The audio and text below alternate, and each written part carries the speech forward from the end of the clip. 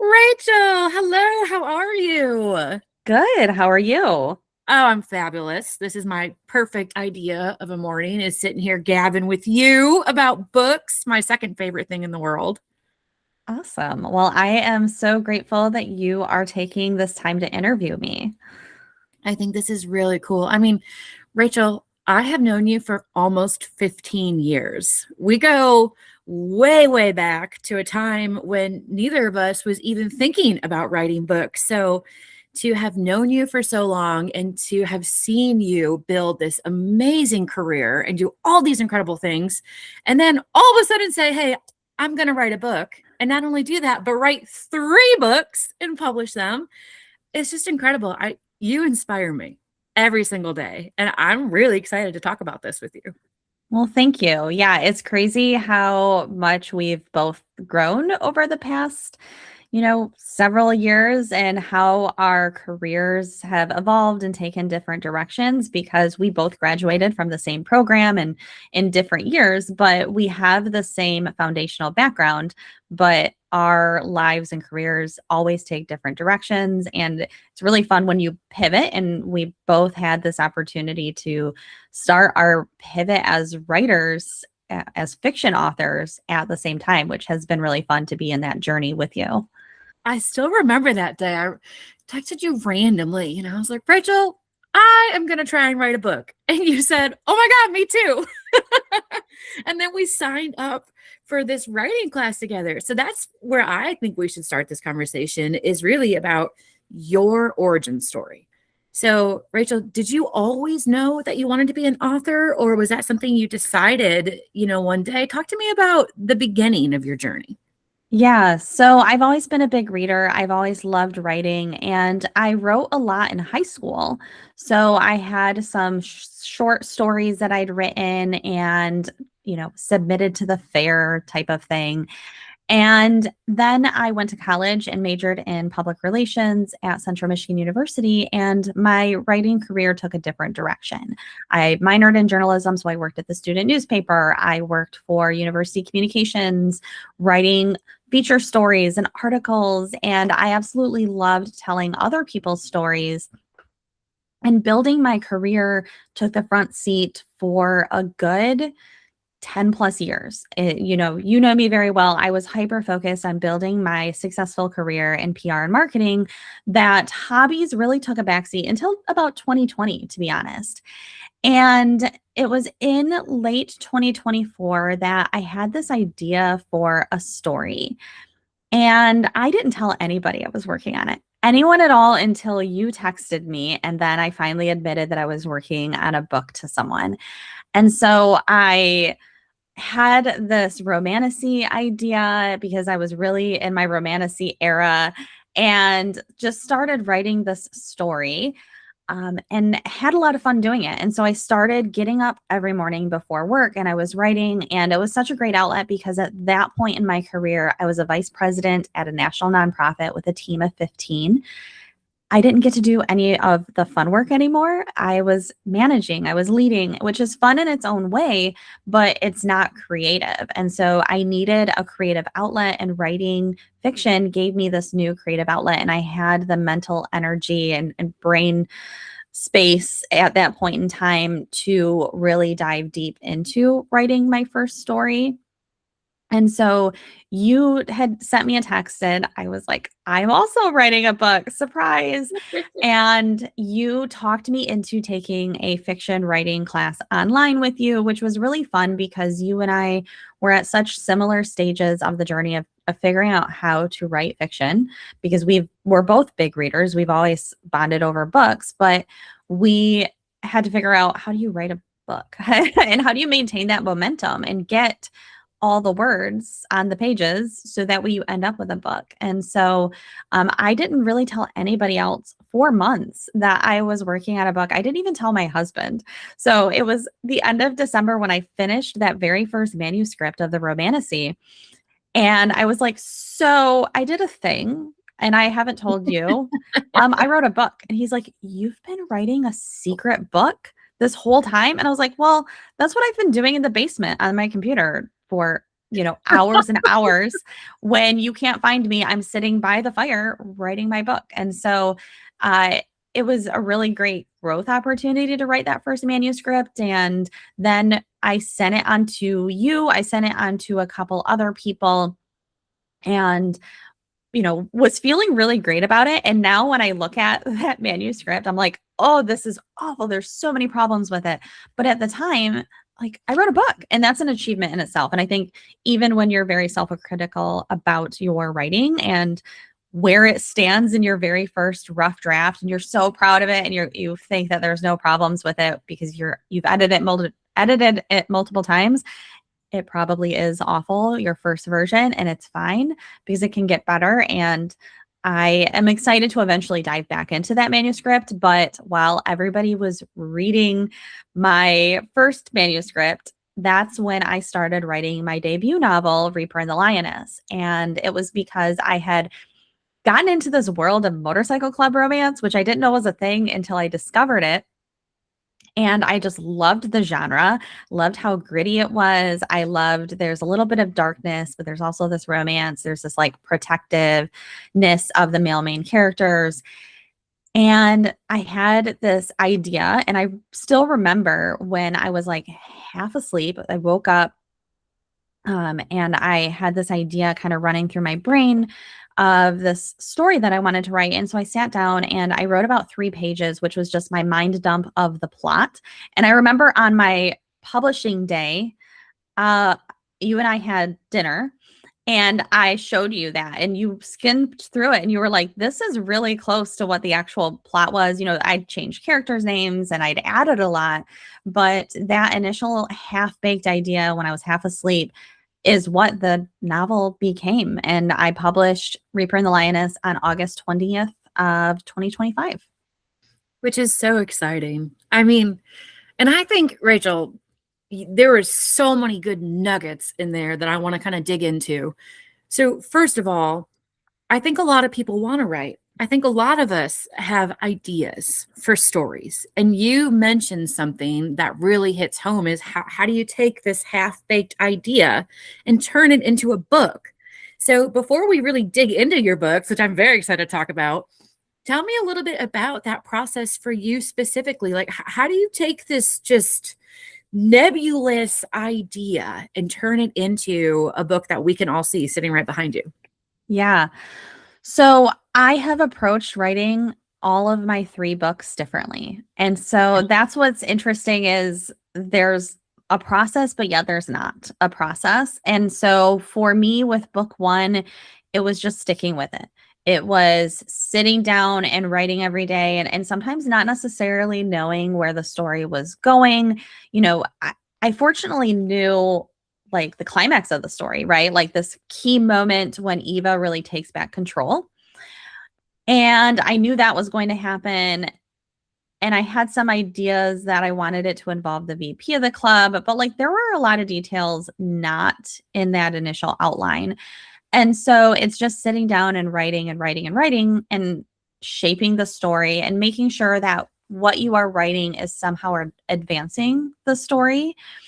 With the second book, my approach was a little bit different. I had kind of a rough outline, and I also kind of just had to sit down and just write it and let it fall out. I remember even like the opening scene of the book, I didn't realize that a certain character, side character, background character had died until like I wrote it. And I was like, I guess I killed that person, like, yeah. Cause in your head, you're like, how do I traumatize this character so that like, you have to kind of like tear them down so that way you can build them back up in the story. And so I was like, how do I traumatize this girl? And I was like, here we go. Here's some trauma. Just throw it in the opening chapter. And so with book 3, that's the first one that I think I outlined a lot more. Like I ended up creating this Canva board that has the dates. So I could like have these boxes of what's happening when. And originally I had a spreadsheet version of that, but I found that Canva was easier to drag and drop things around. And so I'm getting more and more structure, I think, with every book because I know a little bit more about what I'm doing. And also, my world has been further developed because in Reaper and the Lioness, I was creating this world of the Lone Star Mavericks. In book 3, you know the world already and you know the characters already. You've met the characters and you know the side characters. And so you get to go a little bit deeper, which is also really fun. But the biggest thing that I've learned as a writer is that you just have to be consistent and you have to write every single day. And you don't have to write in a specific order.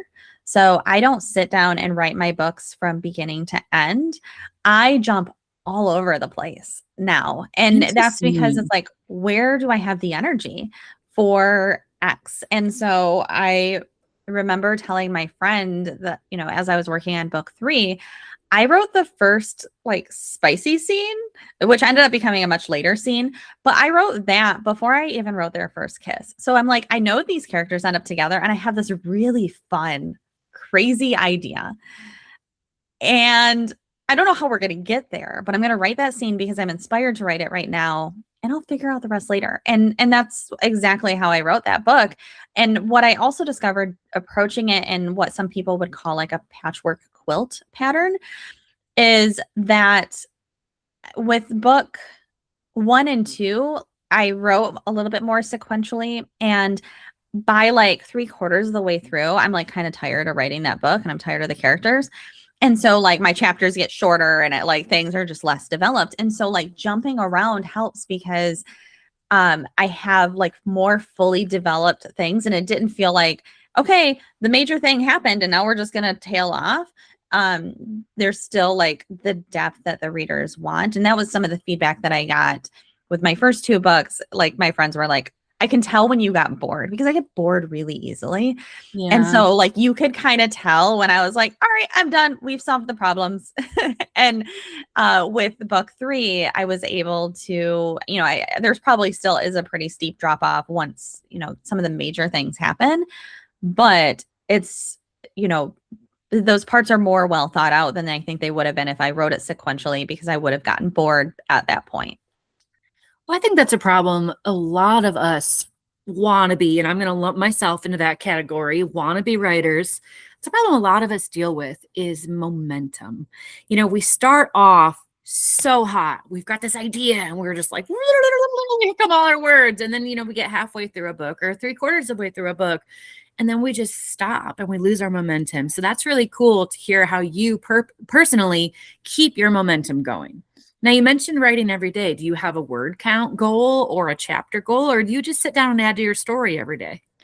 Yeah. So when I'm writing every day, because right now I'm on a little bit of a pause for that, I don't have a word count goal. It's more of a like I sit down and I drink 2 cups of coffee, and my 2 cups of coffee worth of writing is what I get done.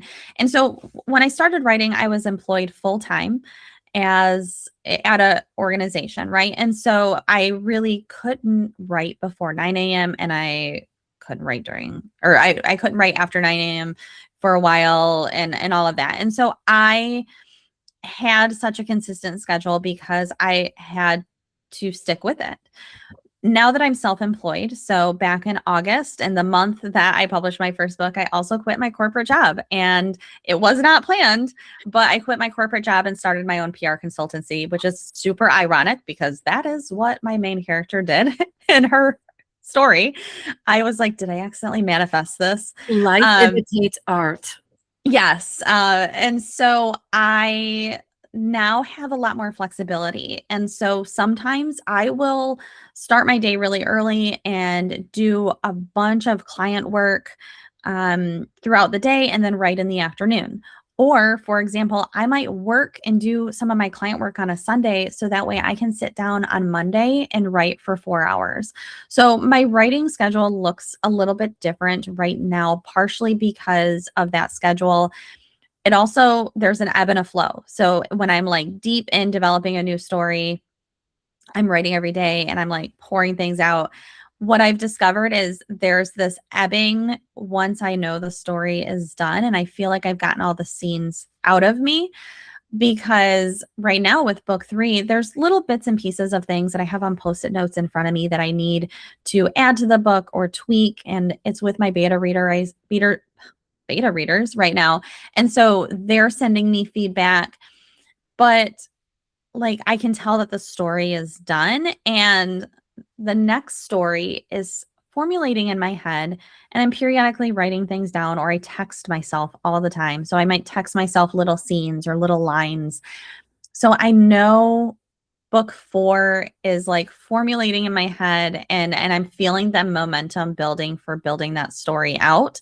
But I've discovered it's really, really difficult for me to write the next book while I'm still finishing the first book. So I'm intentionally not starting Fuse in the Phoenix yet, because that's book 4, because it's really difficult to be writing in book 3's voices and then switch to book 4 and then switch back while I'm editing. And so I need to wait until I get through the edits with my editor, and the manuscript is due to go to her on April 11th. She has 2 weeks to review it, and then I have revisions, and then she reviews it, and then she proofreads it, and then I'm done. Like once she's done proofreading it, then I'm done and I can start with the next story.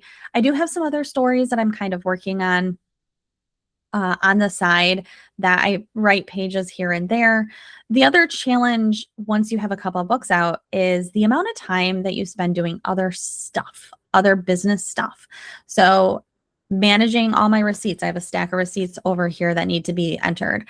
I have book events, so I have to prep my stock. And so because every single book, I have custom bookmarks that I make and I put in there. So I have to make sure I have enough books for my next event. I have to do marketing, and so when I was just writing a book, I was just writing a book.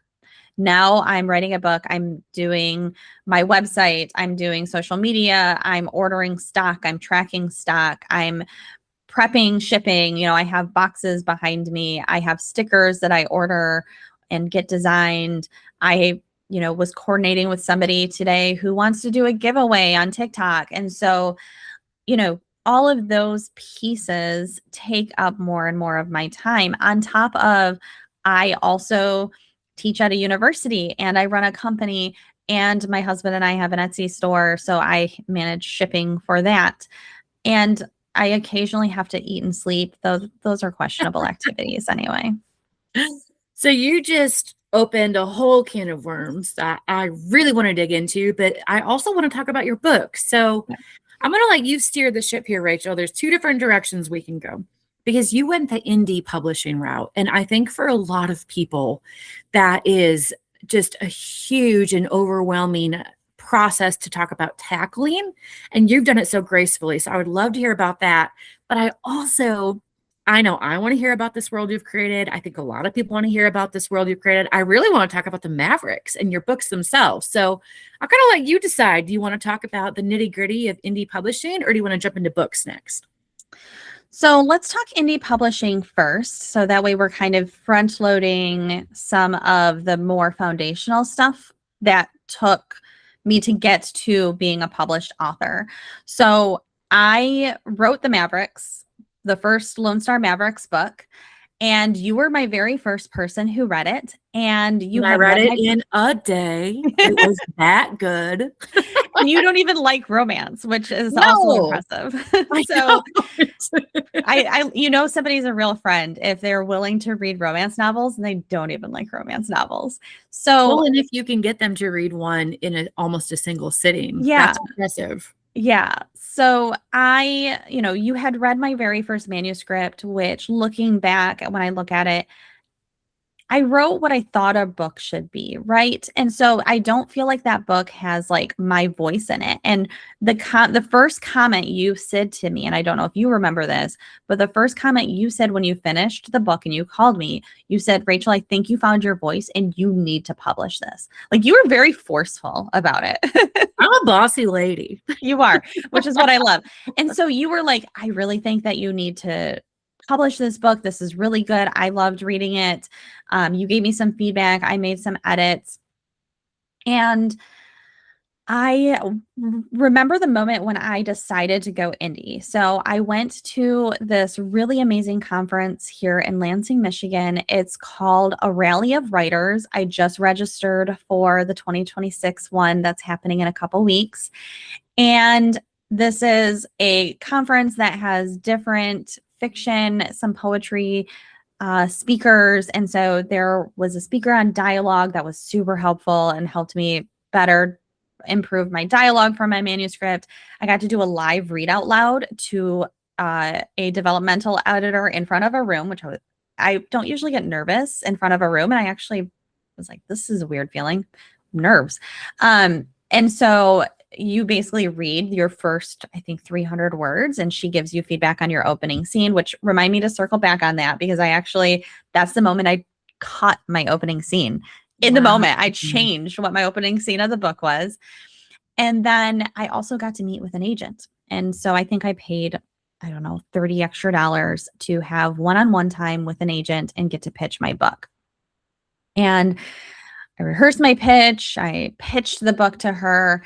And, she's very nice and she's like nodding and listening. And, when she's asking me some questions, she goes, is motorcycle club romance even like a niche? Is that like a subgenre? And which is fascinating to me because I last year read probably close to 50 different motorcycle club romance books. Like Wow. it's those of us who love the genre are feral for it. Like we'll devour all of them.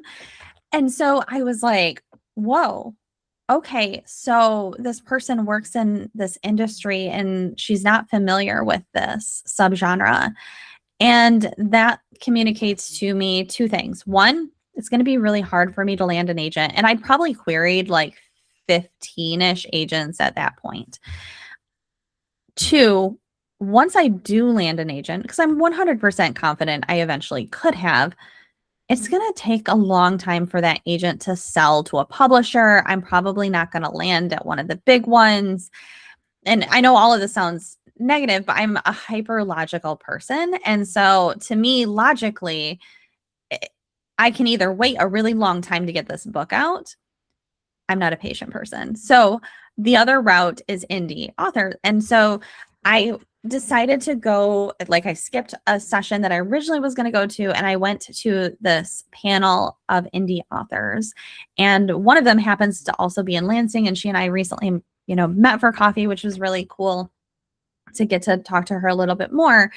But hearing them talk about the process and how they approach being an indie author and even like how they view it. So one of them is like, I kind of view this as a hobby. Like I'm not getting rich, but I really enjoy it. And that's how I kind of see being an author. Like absolutely I'm making money, but last year I definitely lost a lot of money considering all the money I spent. And I know we'll get into the business side later, but I was like, that's a good like viewpoint for me to have. I'm not initially looking to become a New York Times bestseller. Now, would that be really cool? Absolutely. But do I have the patience to get traditionally published and do all the stuff that you need to do to get there? No. And also, I'm the kind of person who, like, I eventually make things happen. Like, I don't think that there's anything that I've ever wanted in my career that I haven't been able to make happen. And so I am just such a driven, disciplined person that I also think that I am perfectly equipped, especially with my marketing background, to be an indie author. And so that was the moment that I decided. I did another round of self edits and then I found my editor. I work with Pinpoint Editing and they're out of the UK, which is really fun too. But I found her through Instagram, and with editors, you can ask them to do a sample edit. So I had a couple editors do a sample edit, and I liked Evelyn's editing style best because I felt like she maintained my voice. Okay. And the other editor was kind of like making changes that I felt like was changing how I'd written the book in a way that I didn't want to change it. And so hired my friend Mel, who I worked at CMU with, and she's an amazing graphic designer. And so I was like, I want you to design my book covers, even though you've never designed a book cover before. I have faith in you. You can do it. Yeah. I was like, if anybody can figure this out, it's you. And she's a reader as well. So like she knows what people look for. And so I literally just sat down and described the plot to her of the book, and she came up with my amazing covers. And so that was what made me decide to go indie. I have no regrets. Like, I love the business side as well. And I think that helps. I don't mind the marketing side. I don't love having to essentially be a TikToker all the time because the bulk of my readership has come in through TikTok outside of direct sales. But I know how to build websites. I know how to create social media content. I know how to pitch to podcasts. I have done all of this kind of stuff in my career. And so I'm 100% comfortable doing it as a business. So I don't mind doing that. And I also am very fortunate that I have a full-time job that has allowed me to finance upfront the costs that it takes to become an indie author. Because when you go with a publishing house, they are paying for the cover design, they're paying for the editor, all of that stuff. And instead, like, I'm buying ISBNs, I, am buying my domain name, I'm buying my covers upfront, I'm paying for my editing upfront, I pay for events that I go to, and some of the stuff maybe traditionally published authors are paying out of pocket as well, but design and editing in particular, they're not. And so I'm very fortunate that I am able to afford that, but I highly recommend it to authors who want to go the indie route to pay for a professional designer and to pay for an editor if they can swing it, even if it takes them a little bit longer to publish to save up. Or like if you find an editor like mine, she has a payment plan, which is amazing. So I can pay monthly for my editing. Because you only get one first impression with a reader, right? And so if people had read Reaper and the Lioness and it had been riddled with errors, if it had, they see the cover and they don't like it, that kind of thing, that would have affected my readership. And instead, I'm a pretty clean writer anyway because of my background, but I hired this editor and, I think that helped my book be a lot more polished, and it looks professionally formatted because I actually paid her to format it using vellum. So it looks good on the inside.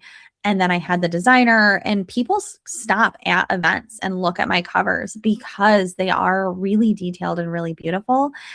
And so 100% worth the investment. Does it take me a hell of a lot longer to make the money back? Yes, I probably would be profitable if I had designed the cover myself. I know enough to be dangerous in design. I could have done it myself. I could have foregone the editing and probably been okay, but if I had readers who didn't like my books from the start, if they had problems, then I wouldn't have the momentum I have today. So let's rapid fire. What I want from you is just a simple list. Okay. I'm Morgan. I wrote a book. I want to publish it. Tell me what I need to do. Quick list form. Sure. ISBNs. You need to buy your own ISBNs. You can get them through Amazon, but I don't recommend it because then they own it. You are going to have to work with an editor. So I do content editing and line and copy editing with Pinpoint first, and then I make my edits, and then I pay her for proofreading. Once it's proofread, then it has to be formatted. You need 3 different formats: hardcover, softcover, and Kindle or ebook version. And then I am sending over the total page count to my designer so she can finalize the cover, because you can't finalize that until you have the page count, because it changes the spine. And every single printer you use has different formatting. So I have to have 3 different versions of every single cover.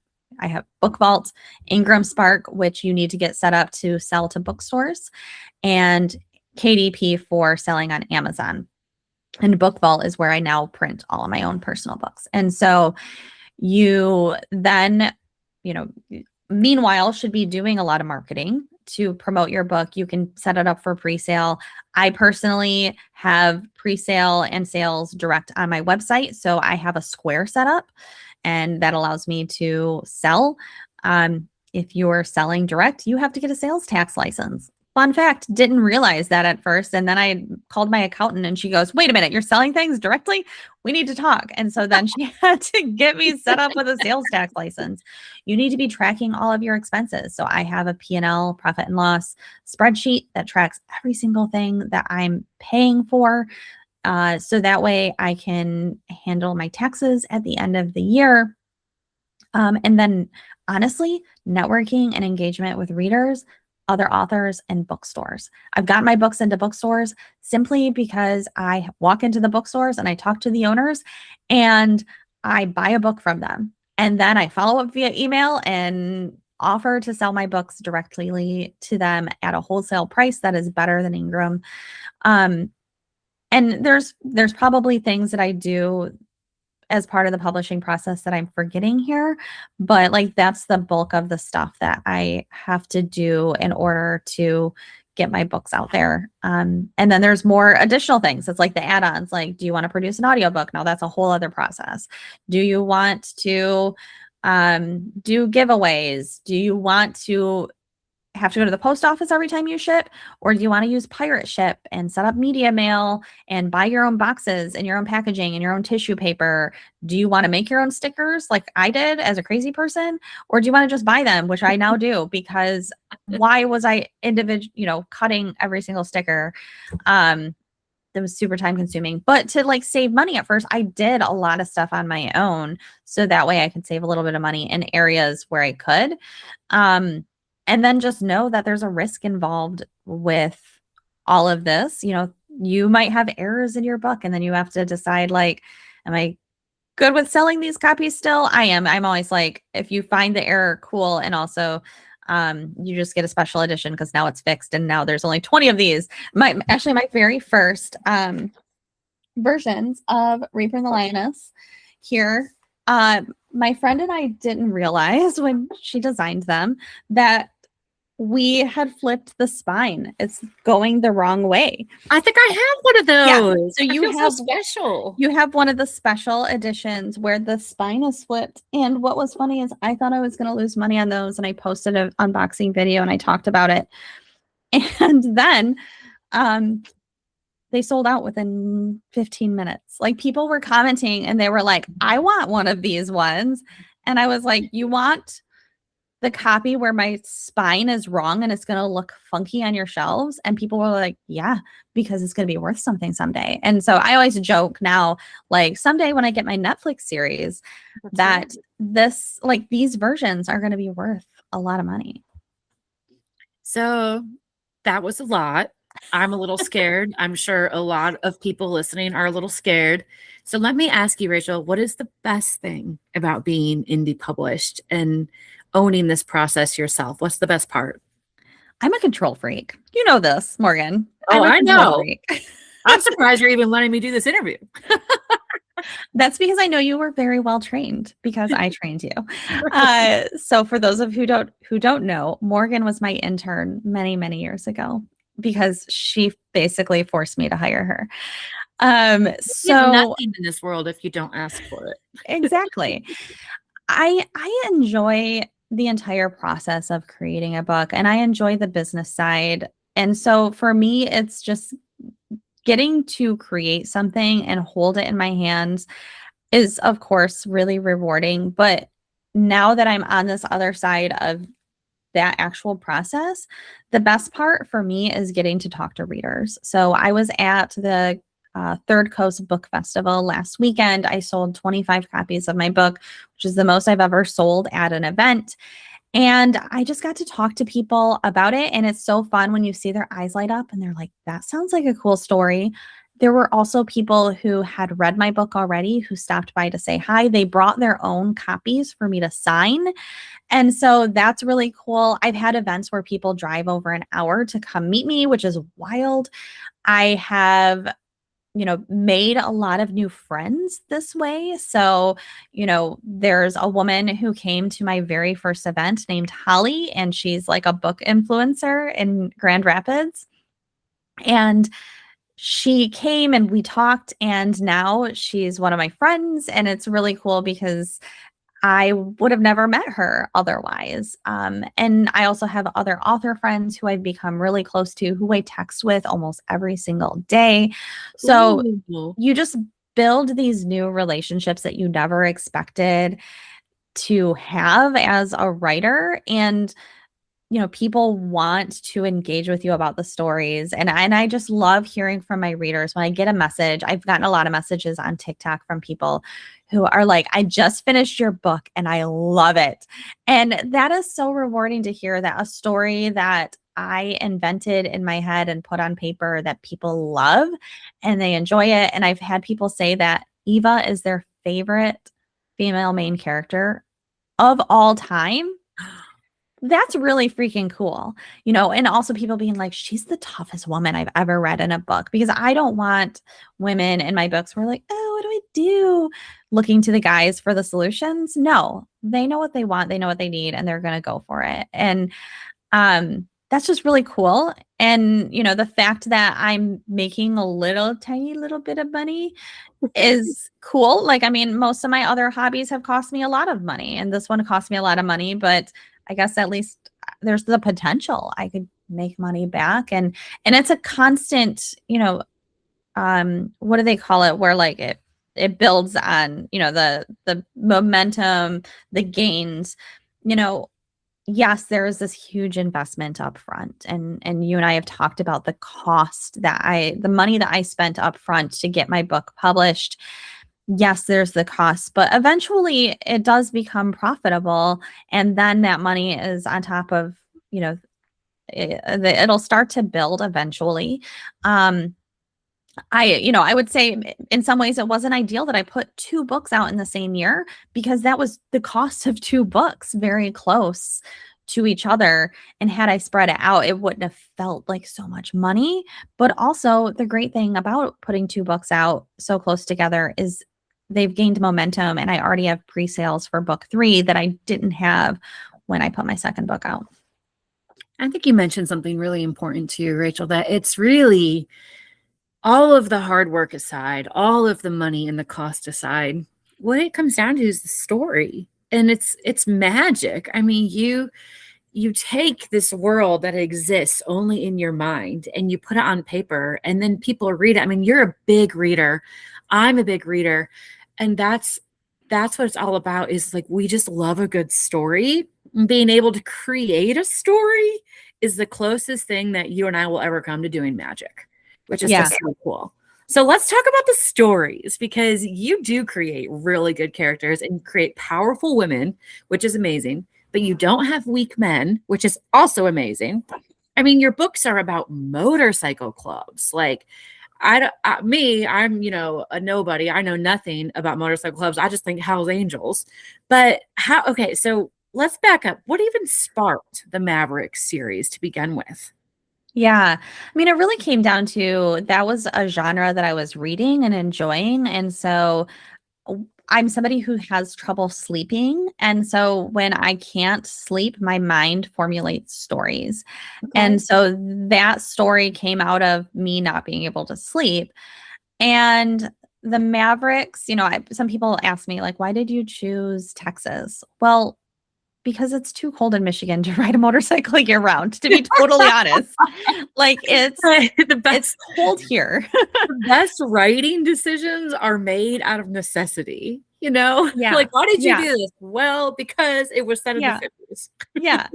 So, that's kind of what sparked, at least initially, that the genre, and then the story itself. I wanted to have this woman, Eva, who is really strong and takes control. And so the plot of Reaper and the Lioness is, Eva is a PR consultant, and she quits her full-time job in corporate America to go out on her own as a consultant. And she impulsively moves to Texas because that's where her high school best friend, Retta, lives.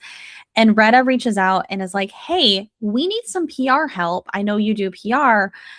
And that is exactly how getting business works in the PR industry. As a consultant, I can tell you all of my clients are referrals. And so Eva meets with the Lone Star Mavericks, and even from the start, you can see her strength where like Thane, the president of the club, is like kind of growly and trying to intimidate her. And like she's just like firm handshake. Here's what you need to do. And he even says in one of the chapters, like, you've got balls, I like you, you know? And so she takes on repairing the Mavericks reputation. There's a boycott in the community, and the Mavericks men all own different businesses, and that boycott is impacting their livelihoods. And like this is something that could happen in the real world, I think. You know, there are the Facebook warriors who decide that we're going to boycott, cancel culture, this person, this business, this group. And you know, the Mavericks, sure, they are morally gray. They do questionable things, but they're also really good guys. And these are still people who are delivering value to their community. And so that's the story that Eva wants to tell. Now, because she's working with an outlaw motorcycle club, Thane, the president, wants somebody to keep an eye on her, and he tasks his VP, Reaper, with it. Reaper is not happy about this ordeal. He is like, you're making me babysit this woman. I don't even think we should hire this woman. Like he is very growly and grumpy about the whole thing. And so he's, you know, going with her to media interviews and that kind of thing. And the fun thing is that's my background, right? So like the PR aspect of the book is very realistic because this has been my entire career. And then, you know, Reaper is just this like large, lethal man who, as you get to know him, he actually does have a really good heart, right? And so Eva is also working with an investigative journalist to hold her former employer accountable for his violence against women, particularly women who work for him. And I put that in because women experience a lot of different things in corporate culture, right? And in some cases, we are not treated fairly. And I wanted to be able to reflect that. And of course, I took a lot of liberties, right? Like this, I ended up making it a violent attack that she survives. And because she knows that this is a pattern, she's working with this journalist to expose him.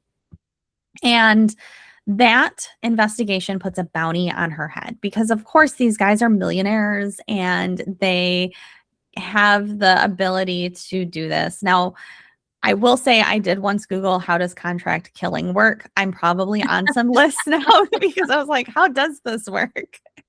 But, you know, there's a contract out on her head, and there's a moment where Reaper saves her life. And he whisks her and her foster puppy away to his secluded cabin. And that's really where the story unfolds, where they get to know each other, where they start to fall for each other, where she is still driving this investigation forward because she wants to hold this man accountable. And, you know, spoiler here. So press pause if you don't want to hear a spoiler for book one. And then check in the comments or in the description, and I'll tell you where to pick back up here. But Hale and Benjamin, who have put the hit out on her, end up essentially kidnapping Eva. And so she is in this really like insane, you know, vulnerable position. But of course, Reaper was prepared because the man is always prepared, and he tracks her down. And there's the dramatic rescue scene where he saves her. And then, major spoiler, she takes revenge into her own hands. And Eva has this really long background of knowing that the law system cannot be relied upon. Repeatedly in her life, things have happened where she should have been protected and she wasn't. And so she knows that if she lets these men go, that they're going to continue to abuse women. And so she point blank shoots him in the head, which, you know, like I think is that moment where people are like, whoa, she's kind of a badass. And that was intentional. You know, like I had some people be like, should you draw this out longer? And I'm like, no, like the reason I did it that way is because I wanted to show like how strong and decisive she is as a character. And so Eva gets her revenge and also finds safety and home and love and family with the Mavericks. And when I got to the end of that book, I realized I loved the Lone Star Mavericks. I loved writing this series, the grittiness of the characters, the world I'd built. And that's when I decided to write book 2. So I actually had to go back in and edit in Kenna, her best friend, a lot more. And so, I had to add text message conversations between the two of them and all sorts of stuff. So that way you get to kind of know Kenna and you realize that Kenna is Eva's best friend. And then Merrick and Hatchet had always been a part of the story. And they're the two MMCs for book 2. So even though they'd always been a part of the story, I had to go back in and give them more character, like personality, because originally they were just like mentioned. I think the version you read originally, they were just there. They were a part of the club, but they weren't truly fleshed out characters. And I wanted, with a love triangle, I wanted there to be like two ends of the spectrum, right? And so like Merrick is like quiet and broody and lethal and scarred, dark. And then Hatchet on the other side is like a sunshiny golden retriever. He's very flirty. He's, a little bit of, as we lovingly call him in book 3, a man whore. So it was really fun to develop them further as characters in book 1 and then build on that in book 2. And so book 2 is Damascus and the Wildfire. It's a love triangle. It's a love after loss redemption story because Kenna has had a major loss in her life. Her fiance, who I didn't realize I was going to kill off until book 1, because I was like, how do I set her up to be really hesitant to be in a relationship? I know what I should do. She should have been engaged and I'm going to kill the guy. How should I kill him? How about a horrific car accident that she's a part of and sees, and so like, yeah, opening chapter is just like me killing off people. But that helps me build in this understanding that Merrick has for her and her loss, because he's also lost a lot of people in his life. And then it builds in this opportunity for Hatchet to bring this like brightness to her life that she had been lacking. And that friendship that she develops with both men help heal her in a way. And they both bring such different things to her that I've had readers tell me they weren't sure who she was going to end up with, because she just like she could have been with either guy. And I did have some people tell me, did she really have to choose? Could she have both? And my answer is yes, she had to choose. One, these men are possessive. They're not going to share. 2, I wouldn't have a third book if she hadn't had to choose, because the third book is the man who did not get the girl in book 2 has his own story in book 3 and has phenomenal character growth because of what started rolling for him in book 2.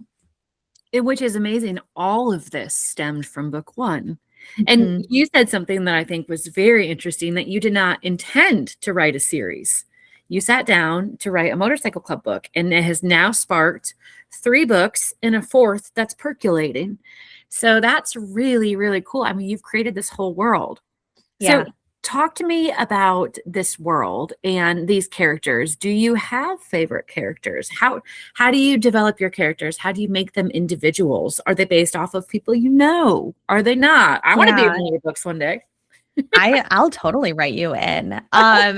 So I definitely, I would say I have favorites and I don't at the same time. So, as you know, I'm a hyper organized person. And so I have a spreadsheet with every single character that I create where I track all the little details about them, from their age and height to their personalities, their Myers-Briggs, their birthdays, if I mention their birthdays. And in some cases, I just assign them a birthday. So that way I can be like, she's a Capricorn.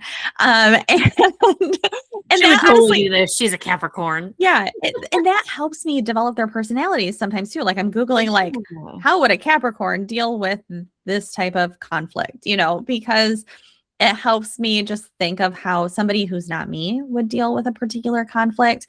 Eva is, in terms of my characters, most closely similar to myself in terms of personality traits. And part of that is probably because as you're writing your first book, like it's kind of easy to insert yourself in a way. And when my mom read it, she told me, she was like, I can hear your voice. Like I can hear you in Eva. And she's like, and I can hear your husband in Reaper. And so like, well, I'm always like, they're not 100% based on us. I think there's heavy influences for those two, certainly. But one of my favorite characters to write definitely was Merrick, because Merrick was surprising to me.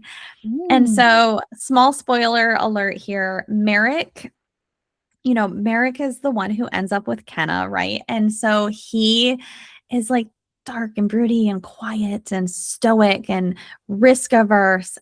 In the bedroom, Merrick is very talkative. He's got a lot to say and he's kind of filthy, and like it's just like this fun like switch to hear this man like be kind of like hesitant like in this relationship, and then like switch with Kenna and like who he becomes with her. He's also very dominant. Like my editor, one of the pieces of feedback she gave me at first was like, he has dom vibes and you need to lean into that. And she also told me, she's like, lean into the age gap. So that's such the value of an editor, where they see the potential, and then when you go back in and do a rewrite, you add more of the things that they're like, readers are going to love this part of this character. What shocked me though, in terms of characters, I didn't like Hatchet at first. I truly did not like Hatchet. He's very flirty. He's like this pretty boy, not my type of man at all. And I didn't really like him. But like, then I kind of was like, well, I feel like I'm committed to writing his story now. And I started writing his story, and his character evolution and growth is, I think, more significant than all of the Mavericks I've written so far. Like he just really grows up in book 3. He takes on so much responsibility. He owns the fact that like he's gone from being this very flirtatious guy who always has a different woman on his arm to wanting to settle down, and is willing to give it all up. Like there's a moment where he basically is like, I will give up everything for Mercy. And that is like, it gives me chills when I read that moment in the book, even though I wrote it, because it's just like, it just really shows like his growth as a person and like how much he loves the female main character.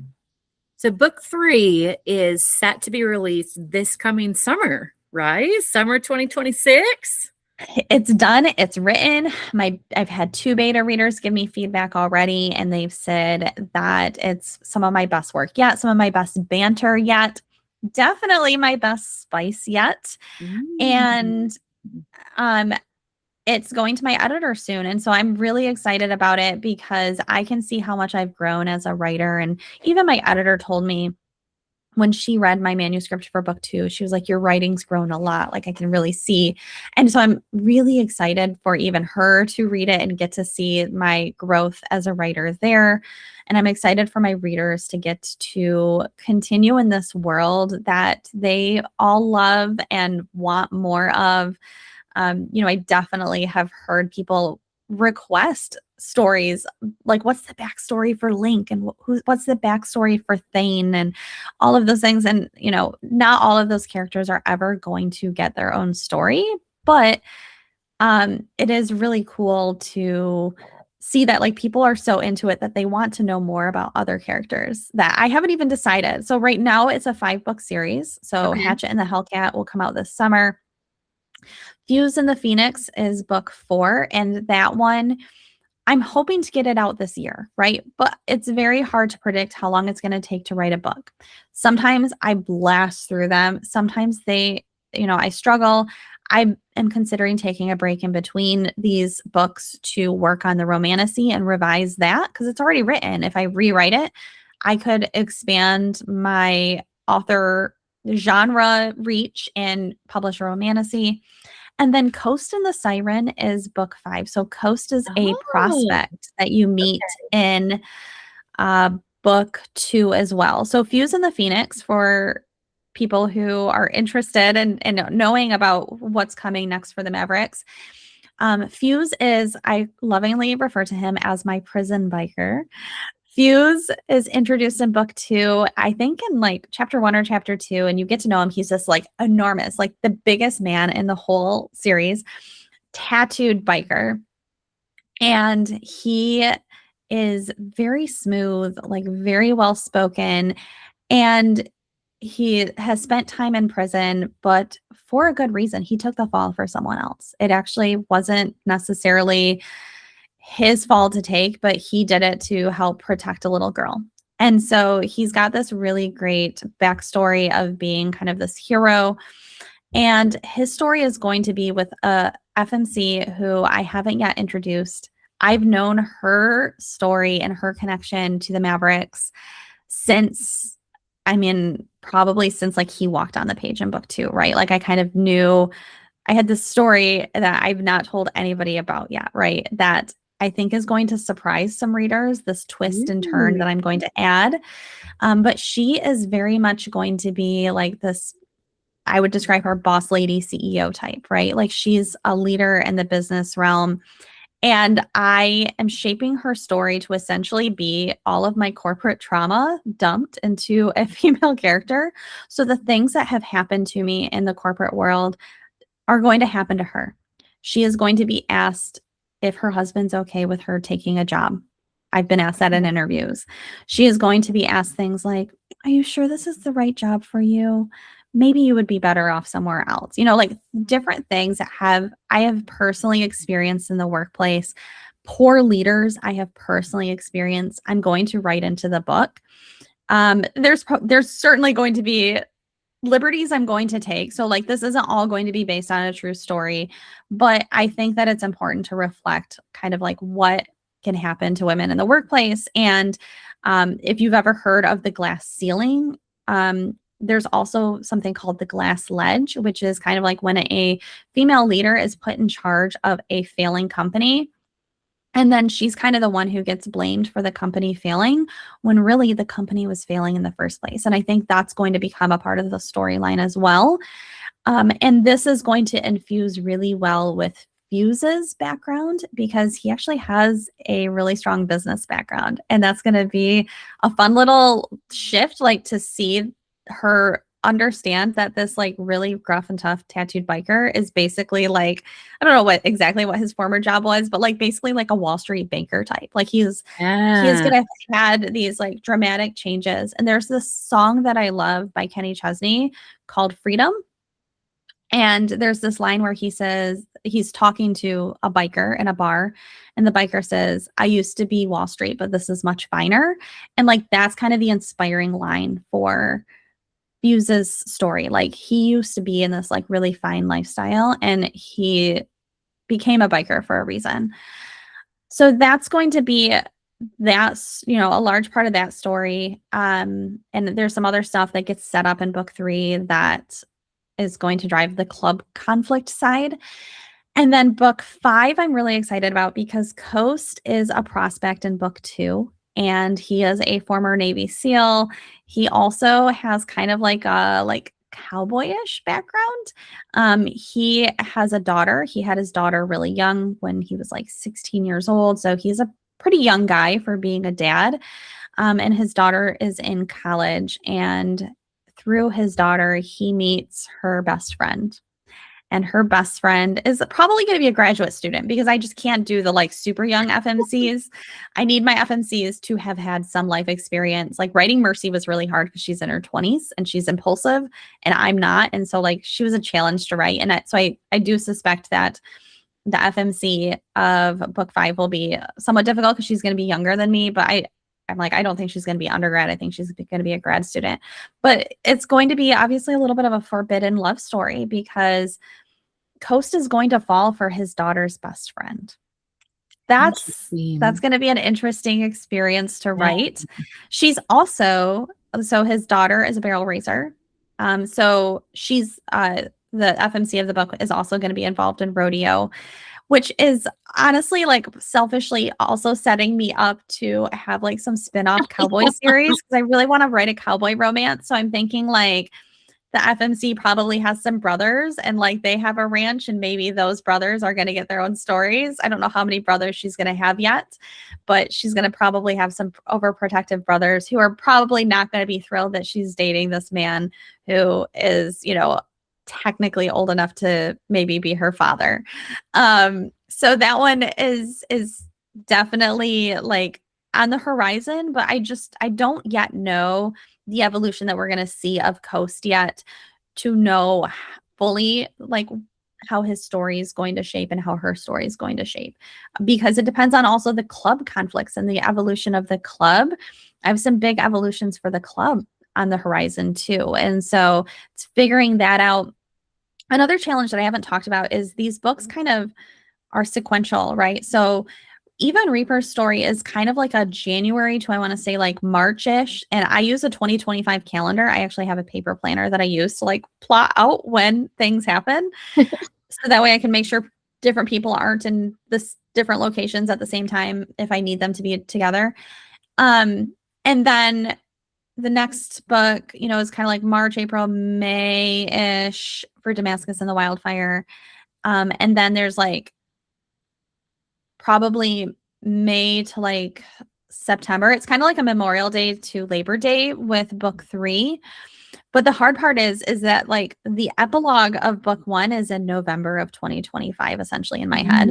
And so like we're getting closer and closer to that where like there's things that happen in the epilogue that I'm going to have to start to reflect very soon because spoiler alert, in the epilogue of book 1, Eva's pregnant. And so I have written in a planner, I had to do pregnancy math, which is never something I thought I'd have to do. I had to figure out like, okay, if she's this many weeks pregnant here, like when did she get pregnant and when did she find out? So that way I can make sure in any scenes she knows and she isn't drinking alcohol. And like, when are they going to tell the club? And, you know, and so like now that I'm starting to have these like overlapping things where we have the jump aheads, because the jump ahead in the epilogue of book 2 is a year. So like a year later, spoiler alert, is that Kenna and Merrick are at Hatchet and Mercy's wedding. Wow. And Eva and Reaper are holding their babies because they had twins who I haven't named yet. I still need to name the twins. You gave her twins? That poor woman. I know. Oh, I already like have Googled things that I never thought I'd Google again. Like pregnancy complications for twins, because I actually like have some ideas on making, of course, I'm going to make her life hard. If it advances the plot, I have to make her life difficult. And so, yeah, so like I've had to like Google like what are some like challenges that aren't going to kill them. And I even had to like with the twins, I was like, well, I want them to be out of the NICU, but I want them to have spent time in the NICU. So like when were they born and how old are they? Because, and how long did they spend in the NICU? Like I had to do all this math. Basically, you do more math as a writer than you ever think between taxes and having to count change when people buy books from you in person with cash, because I'm like, I love that you're paying in cash because, you know, like I don't have to pay a credit card fee, but also like now I have to do math. But also the government discontinued pennies. So exactly. I changed one of my prices because of that. It was $24.99 originally for my hardcovers, and I changed it to $25 because I was like, I was having to give people pennies. And I was like, this isn't sustainable in the long term. Oh my gosh. Okay, well, I know we're probably getting close on our time. I'm going to hit you with some rapid fire questions, and then I think we should wrap up. What do you think? Perfect. So sounds good. Unless you wanted to talk specific dollar amounts. You mentioned wanting to know how much money I've spent and how much money I made. I think that's up to you. I think that could be its own mini video. Or we Okay, just talk we'll numbers? do another one. So how about people who want to know how much money I spent and how much money I've made? Comment and we'll do another video after Morgan has had her baby. Yes, because Morgan has to pee really bad. Just about to have a baby in a week. No big deal. You should have just come to me with all your pregnancy questions, Rachel. I would have told you. I wrote that part before you were pregnant. Okay. Rachel, which spicy scene was the most fun to write? Book 3, Okay. Primal Play. Okay. Hatchet chases her down Okay. in the Enough woods. said. All right. Most questionable research you had to do for any of your books? Definitely, how does contract killing work? Google that once. Love it. I don't want to be on a list. No, thank you. Slow burn or insta love? Slow burn. I don't love insta love. It doesn't feel real. It's not real. Yeah. It's not. Says the girl who got married after being engaged for 2 weeks. Well, I'm the exception. One bed or forced proximity? Forced proximity. Okay. Clubhouse or secluded cabin? Secluded cabin. I'm not surprised. Well, come to my house anytime. I will. I'll bring my biker. Bring your biker. Forbidden love or best friend's brother? I feel like they're the same. The best friend's brother is definitely probably forbidden. So I'm going to go with best friend's brother. Okay. Off limits. Love it. Bad boy with a heart of gold or true villain? Bad boy with a heart of gold. Okay. Well, that's all I got, Rachel. Do you have anything else for our listeners, your readers, wannabe writers? Any final thoughts before we wrap this up? I think if you want to write a book, write every day. You don't have to show the words to anyone until you're ready. Just get words on page. And if you do that long enough, you have a book. Yeah, it's so true. All right. Well, thank you so much, Morgan. Thank you, Rachel. This was so much fun. I love talking to you about writing, about books, about our characters, the worlds we create. It's my favorite thing to talk about. It's one of mine too. So thank you. All right. Stop recording.